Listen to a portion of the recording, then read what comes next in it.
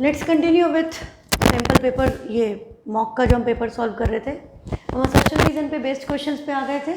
तो आपको इसमें असर्शन दिया है, if the pair of linear equations, if the pair of lines are coincident, coincident मतलब लाइन एक के ऊपर एक ओवरलैप होंगी कोइंसिडेंट लाइंस, सॉल्यूशन कितने होंगे, इनफाइनाइट। और इन्होंने क्या बोला है, then pair of equations are consistent, consistent तो होता है बिकॉज सॉल्यूशन निकल रहा है, विथ यूनिक सॉल्यूशन।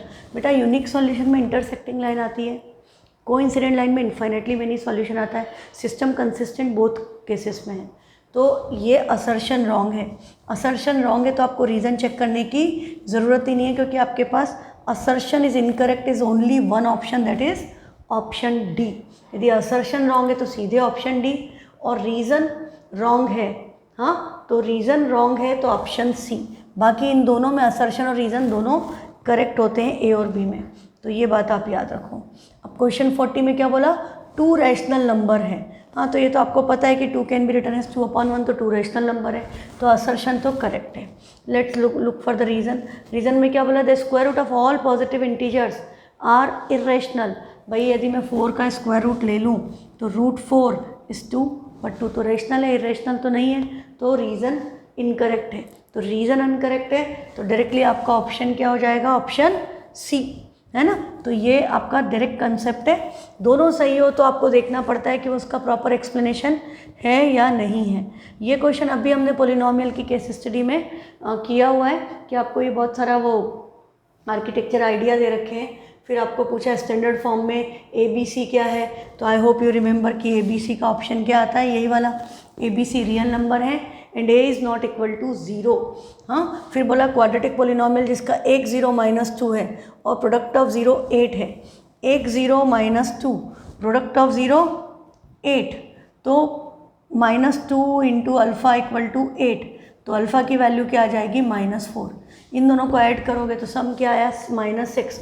पोलिनोमियल क्या होता है, minus minus plus 6, x + 8। Polynomial क्या बन गया, x² + 6x + 8, that is option A.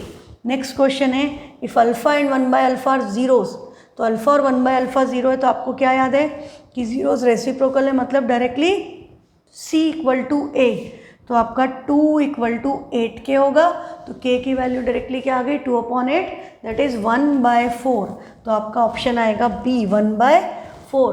Graph of x² + 1 = 0, x² की वैल्यू हो गई -1 मतलब ना तो टच करेगा x एक्सिस को ना इंटरसेक्ट x एक्सिस को, क्योंकि नेगेटिव का रूट नहीं निकलता है। फिर if 1 0 is reciprocal of the other than the value of m is, वही कंसेप्ट फिर से 1/α अल्फ़ा देता या ऐसा बोलते रेसिप्रोकल, तो c = a, c m है और a 5 है, तो m की वैल्यू आपकी क्या आएगी, 5। हाँ 1 नहीं आएगी, it will be 5। Next question है केस स्टडी। तो केस स्टडी में आपका ये जो एक है सेकेंड, ये इन्होंने उसका दे दिया आपका लास्ट ईयर जो सिंपल पेपर बोर्ड से इशू हुआ था, वही की वही सेम क्वेश्चन दे दिया है, और ये थोड़ा सा ब्लर है, तो I am taking original simple paper से मैंने इसको ले लिया ताकि आपको पॉइंट समझ में आए।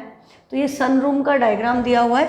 सनरूम बनाने के लिए आपने क्या किया, एक दीवार पे चारों तरफ से हमने ये 4 स्क्वायर ग्लास पैनल यूज़ किए, 1 2 3 1 4, और यहाँ पर हमने 4 ट्रेपेजियम ग्लास पैनल यूज़ किए, और यहाँ पर एक हाफ ऑक्टागन को हाफ कर दिया रेगुलर, वो लगाया है, और इस तरह से एक सनरूम बना रहे हैं। तो ये तो वो दिखेगा कैसा, this is its top view, और ये इसका है फ्रंट व्यू, ठीक है। ये टॉप व्यू और ये फ्रंट व्यू, आपको ये डायग्राम गिवन है।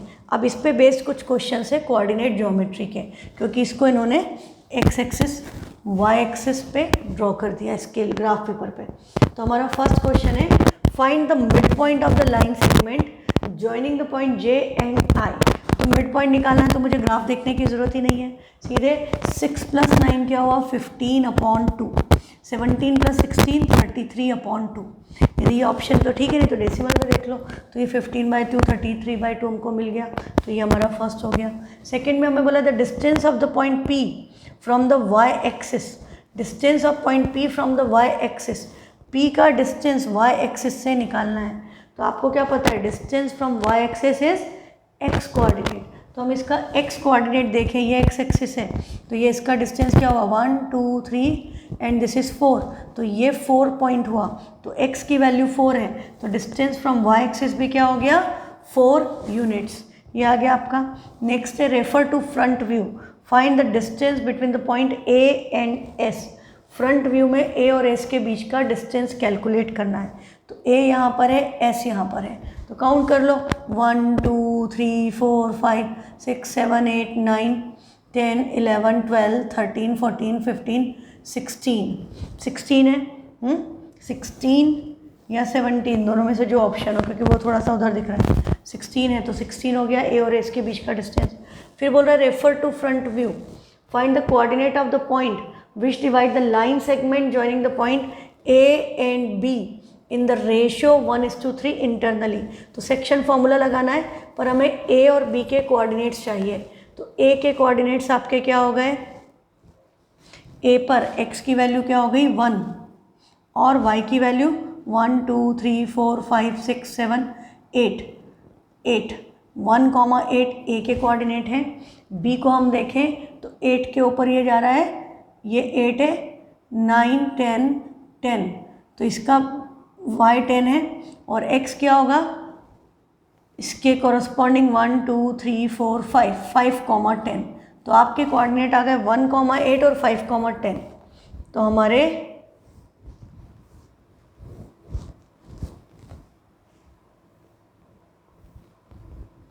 One comma